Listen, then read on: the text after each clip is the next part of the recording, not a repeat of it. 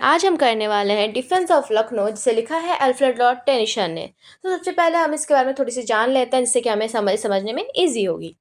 सो ये 1857 के रिवॉल्ट से जुड़ा हुआ है। जब 1857 का रिवॉल्ट हुआ था, जिसे हम जानते हैं फर्स्ट वॉर ऑफ इंडिपेंडेंस, उस टाइम पे लखनऊ में जो फर्स्ट वॉर हुआ था उसके बारे में ये बात है। सो बेसिकली जो अल्फ्रेड लॉर्ड टेनिसन है वो ऑफकोर्स इंडिया के तो है नहीं, तो उन्होंने कॉलोनाइज व्यू से लिखा है, यानी ब्रिटिश लोग क्या सोचते थे। तो ब्रिटिश लोगों को लगता था कि जो हमारा इंडिया है वो उनका यहाँ पे हक है। ये उन्होंने अपने मेहनत से इस ज़मीन को बनाया है, उनको ऐसा लगता था। सो उनका कहना था कि ये सब हमारा है और हमको आप अपने पे रूल करने दो, क्योंकि आप नौकर हो, ठीक है। सो वो कहते हैं इस पोएम में कि जब हमारे जो वीर योद्धा थे वो जब लड़ने गए थे उनसे, तो लखनऊ में उनका ना एक रेसिडेंट था। रेसिडेंट मतलब एक टेम्परेरी शेल्टर, जहाँ पे 3000 ज़्यादा जो ब्रिटिश थे वो रहते थे। सो वहाँ पे उन्होंने जो हमारे इंडियन के रेबल है, उन्होंने घेराबंदी कर दिया, सीज कर लिया उस रेसिडेंस को, और वहाँ पे कंटिन्यूसली फाइट होने लगा। जैसे कि दिन वहाँ पे एक्चुअली क्या बोलते हैं, सब कुछ रास्ता वास्ता बंद हो गया, तो उनके पास खाने पीने की कमी हो गई। लगातार गोलीबारी, उन लोग भी गोलीबारी कर रहा है, जो वहाँ के मतलब जो रेसिडेंस के जो सोल्जर्स हैं उन लोग भी गोलीबारी कर रहे हैं, और इधर से जो हमारे इंडियन के जो महान योद्धा थे वो भी गोलीबारी कर रहे हैं, ठीक है।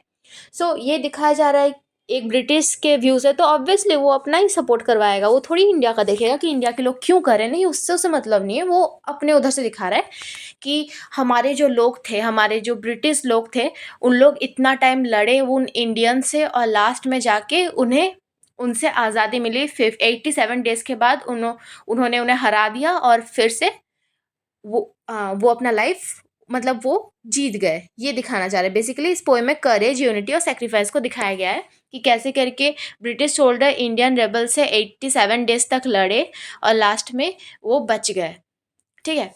सो पहले हम जान लेते हैं अल्फ्रेड लॉर्ड टेनिसन के बारे में। जैसे कि हम सब जानते हैं वो एक विक्टोरियन एज के पोइट थे, और वो बहुत अच्छे अच्छे उनके पोएम्स हैं। हमने यूलेशियस भी पढ़ा है उनका। ये जो पोएम है ये 1879 में पब्लिश करवाया गया था उनके कलेक्शन में बैलड एंड अदर पोएम में। इसका main theme bravery, patriotism, sacrifice, loyalty, ये सब है।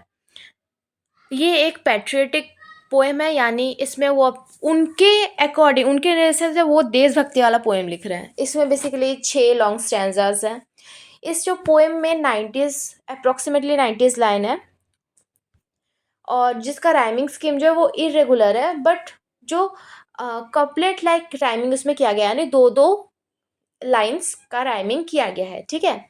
और ये एम्बिक राइमिंग में लिखा गया है, और ये ड्रामेटिक और डिस्क्रिप्टिव नैरेटिव स्टाइल है इसमें। इसके जो मेजर सिंबल है वो है ब्रिटिश का फ्लैग, जिसको बोला गया है द बैनर ऑफ इंग्लैंड, जो सिंबलाइज करता है प्राइड और करेज को। इसमें एक बहुत फेमस लाइन है जिसको हमें ज़रूर से जानना चाहिए। Never surrender, I charge you, but every man die at their post. यानी सरेंडर मत करना, भले ही तुम जहाँ खड़े वहाँ पे मरना क्यों ना पड़ जाए, तुम सरेंडर नहीं कर सकते, ठीक है। तो आइए हम समरी स्टार्ट करते हैं। हम पहले फर्स्ट स्टैंजा से स्टार्ट करेंगे, जिससे इजी होगा। इन stanza 1 the poem begin by praising the British flag. यहाँ पे ब्रिटिश फ्लैग को एक सिंबल की तरह लिया गया है। During the terrible siege of Lucknow, जब जो लखनऊ का रेसिडेंसी है, जब उसे हर तरफ से घेर लिया गया था, तब भी जो सोल्जर्स थे वो प्राउडली अपने फ्लैग को राइज कर रहे थे। इवन दो उसमें भी जो इंडियन सोल्जर्स थे उन्होंने उस पर भी गोली मार दी थी, उसमें डैमेज कर दिया था उन्हें बुलेट से, फिर भी उन्हें अपने झंडे पे प्राउड था, उन्हें लगता था ये उनके बाप की ज़मीन है। It become a symbol of courage and determination. वो उनके लिए एक सिंबल था करेज और डिटर्मिनेशन का। The poet says that flag never looked more glorious than during the battle.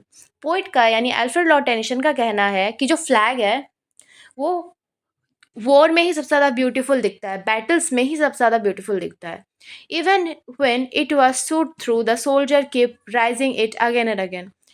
Even though कि उस फ्लैग को भी बहुत बार उसमें बुलेट मतलब उसमें गोली चलाई गई है, वो फ्लैग में बहुत सारे होल्स हो गए, लेकिन फिर भी ये एक प्राउड का बात है कि हमारा जो फ्लैग है वो बैटल के बाद इसी ज़मीन पे फिर से गड़ेगा।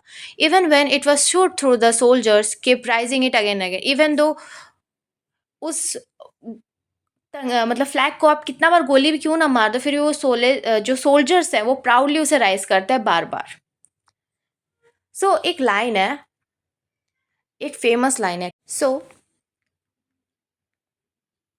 shot through the staff or the halyard, but never we rise the envy। ये लाइन, ये स्टैंजा शो करता है जो पेट्रियटिज्म है और जो ब्रेवरी है उसको, और ये कोटेशन, ये जो कोट मैंने किया, ये इसी चीज़ को सिंबलाइज करता है कि हम चाहे कुछ भी हो जाए, हमारा फ्लैग हमेशा ऊंचा रहेगा। Then the second stanza. In this stanza, the poet describe how weak the defender position was. इस स्टैंजा में बताया जाता है कि जो डिफेंडर है उसका पोजीशन कितना वीक है। पहली बात तो उन लोग बहुत कम जन है, जितने जन उस रेसिडेंट को गाइड कर रहे हैं और जितने जन फाइट कर रहे हैं ब्रिटिश की तरफ से, वहीं पे जो फोर्टिफिकेशन मतलब जो वहाँ पे जो लोग हैं, वहाँ पे ज़्यादातर जो वुमेन्स है और चिल्ड्रन है, और उन्हें बचाने की सारी जिम्मेदारी इनके ऊपर आ गई है, सोल्जर्स के ऊपर, जो सिचुएशन को और ज़्यादा डिफ़िकल्ट बना रहा है। और वहाँ पे सर हेनरी लॉरेंस भी होते हैं, और वो मरने से पहले बोल के जाते हैं कि कोई भी सरेंडर नहीं करेगा, लड़ो लास्ट टाइम तक। The soldiers keep fighting despite constant attack from bullet, even though वो सोल्जर्स को जितने बुलेट्स लग रहे हैं, जितने भी बॉम्ब्स और माइंस लगाए जा रहे हैं, जितने भी फट जा रहे हैं, उसके बाद भी वो कंटिन्यू फाइट कर रहे हैं। एक फेमस कोट है इसमें भी, नेवर सरेंडर, मतलब कभी सरेंडर नहीं करना। इसमें बेसिकली क्या है पता है, ये उनके स्पिरिट को दिखा रहा है कि never surrender, I charge you, but every man die at the post. Surrender मत करना, भले ही तुम लोग अपने जगह पे जहाँ पे तुम खड़े हो वहाँ पे मर क्यों ना जाओ, बट सरेंडर मत करना। इन stanza 3, here the poet describe a violent attack by the rebel. यहाँ पे बताया जा रहा है कि जो इंडियंस रेबल थे वो एक बहुत खूंखार अटैक कर रहे थे, वो माइंस लगा रहे थे, ब्लास्ट कर रहे थे, साथ में फायरिंग कर रहे थे। जो डिफेंडर्स है, जो डिफेंड कर रहे थे, बचाने का ट्राई कर रहे थे, वो क्विकली अपने आप को प्रिपेयर कर रहे थे और वो ब्रेवली फाइट कर रहे थे उनसे। ऑल्दो रिबल्स जो होते हैं, जो हमारे इंडियन सोल्जर्स थे, हमारे महान इंडियन सोल्जर्स, उनको ये कहते हैं कि वो जो रिबल्स थे वो बहुत सारे थे, the soldier manage to push them back, but जो ब्रिटिश सोल्जर्स थे वो उन्हें पीछे धकेल रहे थे, डिफेंड कर रहे थे। ओके, एक फेमस कोट है यहाँ के लिए भी, किल्ड और बी किल्ड, लीव और डाई, मतलब मारो या मर जाओ, जियो या मर जाओ, मतलब अगर जीना है तुमको लड़ना ही पड़ेगा या फिर तुम्हें मार दिया जाएगा। This stanza highlight the intense battle and courage of the defender.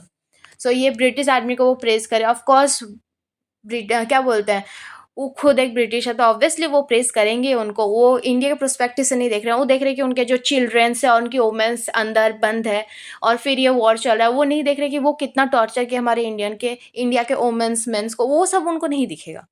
So okay, continue करते हैं। Stanza 4, in this stanza the poet show that the defenders were very few in number. इसमें वो बताते हैं जो डिफेंडर्स है, जो ब्रिटिश आर्मी है, बहुत कम है, बट वो बहुत ब्रेव है और वो डिटरमाइंड है, वो अपना प्लेस छोड़ के भाग नहीं रही है। इवन जो सोल्जर्स हैं वो लड़ रहे हैं, वो ट्राई करें कि जितना टाइम वो ले सके, क्योंकि उन्हें बोला गया है कि आप बस 15 दिन वेट करो, आपके पास हेल्प आ रही है। सो वो वहाँ पे वेट कर रहे हैं, वो ब्रेवली फाइट कर रहे हैं और उस उम्मीद पे वो जिंदा है। Every soldiers fought as if the survival of the entire garrison depend on him, यानी हर सोल्जर इसलिए नहीं फाइट कर रहा है खुद को बचाने के लिए, या फिर हर सोल्जर को ये लग रहा है कि उस पूरे रेसिडेंस की जिम्मेदारी उनके ऊपर है। इसके कोटेड लाइन है, each of us fought as if hope, each of us fought if each of us fought as if hope for the garrison hung but on him. So इसमें हमें शो किया गया है कि हर एक इंसान अपने लिए नहीं, पूरे उस रेसिडेंट के लिए लड़ रहा है। ये स्टैंजा ड्यूटी, यूनिटी और करेज को शो करता है। वहीं पे जो स्टैंजा 5 है, the enemy again destroyed part of the defence wall with N explosion, यानी जो एनिमी जो हमारा इंडियन आर्मी है, वो फिर से उनके ऊपर अटैक करता है और जो डिफेंस वॉल है एक्सप्लोड करके उसे तोड़ने का ट्राई करता है। Some rebel try to enter the breach and encourage others to follow them.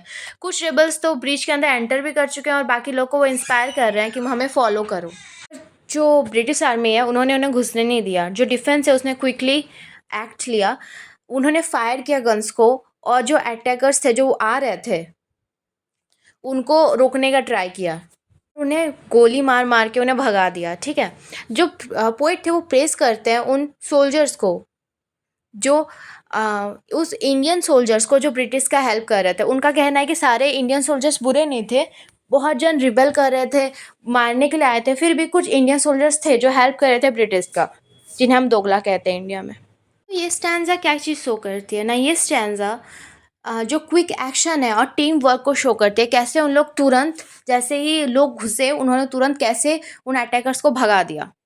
ठीक है, और उसके बाद जो हमारा लास्ट स्टैंजा है, फिर हमारा सिक्स्थ स्टैंजा है, उसमें हमें रिलीफ और विक्ट्री को दिखाया गया है कि फाइनली बहुत दिन के मेहनत के बाद, बहुत दिन के ट्रॉमा के बाद जाके उन्हें रिलीज, मतलब वो फ्री होते हैं। जो डिफेंडर्स हैं वो सुनते हैं sound of back pipes and drums, जिसका मतलब है कि उन्हें जो उनके पास जो हेल्प आने वाली थी ना 15 डेज़ में, बेसिकली वो 15 डेज़ में आती नहीं है, वो 87 डेज़ के बाद आती है। सो जो वो रिलीफ आर्मी है वो आ चुके हैं, जिसके कैप्टन है हैवलॉक एंड ऑट्रैम। उन दोनों ने, वो दोनों पहुंच गए, उन्होंने शायद हमारे इंडियन सोल्जर्स को मार दिया होगा या उन्हें बंद कर लिया होगा।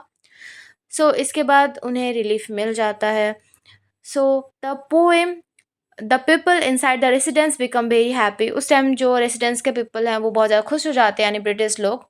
वुमेन और चिल्ड्रेन वो दोनों, उन लोग बाहर आ जाते हैं और सोल्जर्स को थैंक करते हैं, थैंक यू बोलते हैं कि उन्होंने उन्हें बचा लिया। सेव्ड वी आर सेव्ड, और खुशी में वो चिल्लाते हैं सेव्ड वी आर सेव्ड। ये पोएम एंड होता है होप, रेस्क्यू और सेलिब्रेशन के साथ। लाइन है in the last that hold it for 15 days, we have held it for 87। आपने कहा था कि बस 15 दिन के लिए मैनेज कर लो, हमने 87 डेज मैनेज किया है। ये पोएम सेलिब्रेट करती है ब्रेवरी को, सेक्रीफाइस को और लॉयलिटी को of the defenders of Lucknow during the 1857 revolution. मतलब 1857 में जो रिवॉल्यूशन हुआ था उस टाइम जो उन्होंने डिफेंड किया था लखनऊ में ब्रिटिश सोल्जर्स को, उस चीज़ को शो करता है और उसको प्रेज करता है। Even when few are in number and surrounded by enemies, क्योंकि ब्रिटिश सोल्जर्स बहुत कम थे और वो वेट कर रहे थे कि कब कोई आके उन्हें हेल्प करे। ऑब्वियसली उन्होंने पहले से मांगा था हेल्प, जो कि बहुत दिन बाद 87 डेज बाद आया, जिसको लीड कर रहे थे हैवलॉक और उट्रैम। तो उससे पहले उन लोगों ने बहुत ज़्यादा फाइट किया, भले ही उन लोग बहुत कम थे फिर भी उन्होंने अच्छे से वॉर किया और उन्हें सरेंडर करने के लिए मना कर दिया। और उन्होंने अपने बैनर को प्राउडली पकड़ के रखा, क्योंकि वही उन्हें करेज देता है। थैंक यू, इसके साथ ये पोएम ख़त्म होती है। आई होप आपको अच्छा लगा हो। सो लगा हो तो प्लीज़ बताइए, कैसे पता करेंगे हम, बताइए।